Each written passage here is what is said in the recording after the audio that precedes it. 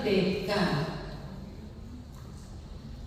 Kemudian keputusan Kepala BSKAP nomor 033 pengganti 008. Jadi serangkaian capaian itu sudah diatur di nomor 033. Jadi Bapak Ibu tinggal buka tutup aja nomor 33-nya.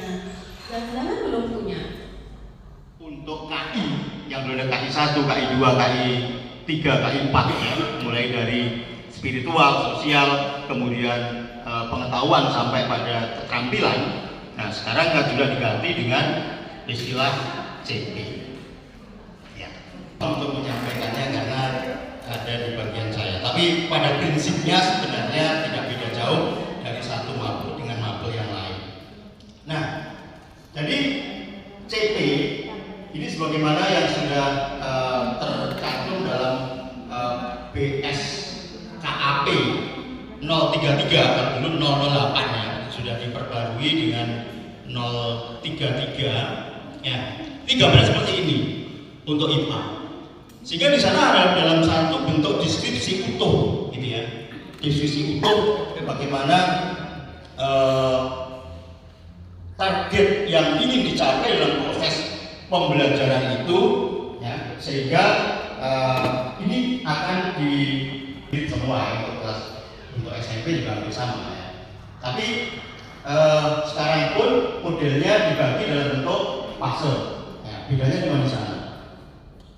Dimana kalau SMP ada di fase berapa itu? D ya, sudah paham. Tadi saya lihat waktu tadi Ibu banyak yang benar, enggak tidak usah ribet. Nah, baik. Sekarang kita akan coba bagaimana ketika itu. Dimana kalau IPA itu hanya mengenal dua elemen saja, yaitu pemahaman IPA dan keterampilan proses.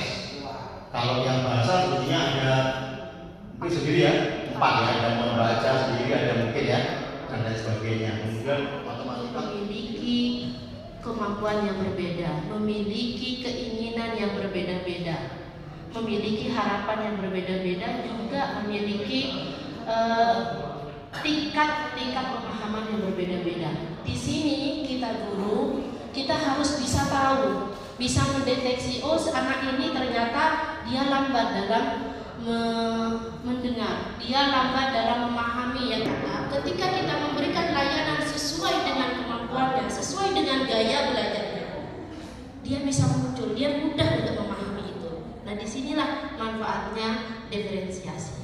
Lanjut, Ibu.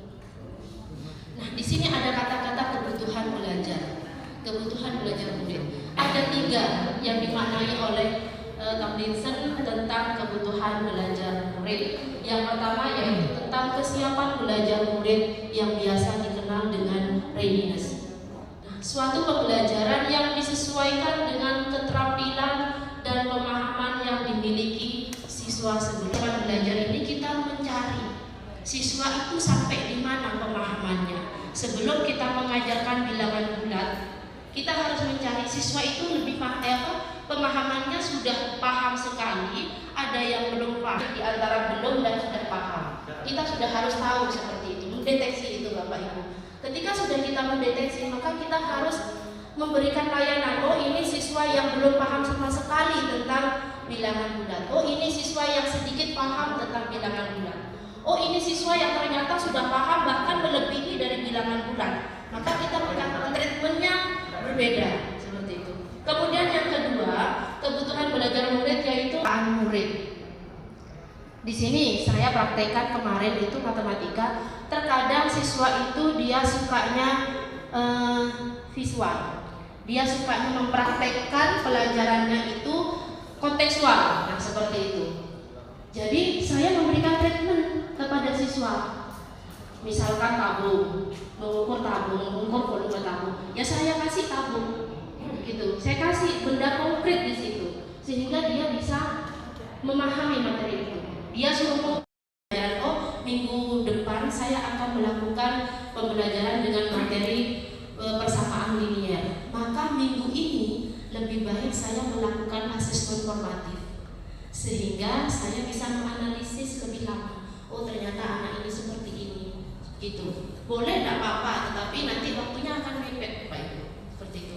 Kemudian setelah asesmen formatif awal, kita mengidentifikasi murid. Dari hasil asesmen itu, kita identifikasi belajar siswa. Nah, dari setelah kita mengidentifikasi, maka kita menentukan mau pakai diferensiasi konten, mau pakai diferensiasi proses, atau mau pakai diferensiasi produk.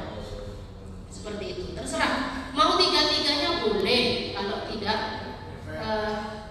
kalau cukup waktunya atau kalau memang mampu. Tetapi kalau saya masih belajar, Bapak Ibu disarankan cukuplah satu-satu aja dulu, pelan-pelan saja. Formatif awal yang bisa kira-kira dari teknik asesmen yang bisa kita gunakan sebagai asesmen formatif awal apa saja? Tes lisan maupun tulis, Tes lisan ataupun tulis, boleh. kemudian pengamatan, asesmen diri, kemudian wawancara, kuesioner. Pengamatan, tes, asesmen diri, wawancara, kuesioner. Ini asesmen formatif awal. Oke. Formatif proses. Tes. Tes ya? Ya. Oke. Kemudian apa coba? Maju. Ya, maju. Kedua-duanya. Mas, ini kok semuanya Mas. Oke, yuk tes, proses ya, tes. Kuesioner, Untuk kerja. unjuk kerja. Sudah. Ibu senyum bang, ya beri senyum bang penugasan. Ayo, iya, yuk. Sumati. Ya sekarang Sumati. Ya, ayo. Tes masuk. Tes masuk. Produk Produk, ya pas unjuk kerja, portofolio, penugasan bisa. Artinya bisa jadi satu item itu masuk dua. Boleh. Tadi Mbak sini apa? Mbak siapa? Mbak nyebutnya di formatif awal tes. Mas Rahmat juga tes. Terus juga di formatif proses tes kan ya? Di akhir tes. Ya. Penugasan masuk kan? Ini Pak, kira-kira? Oh, di proses. Penugasan di proses.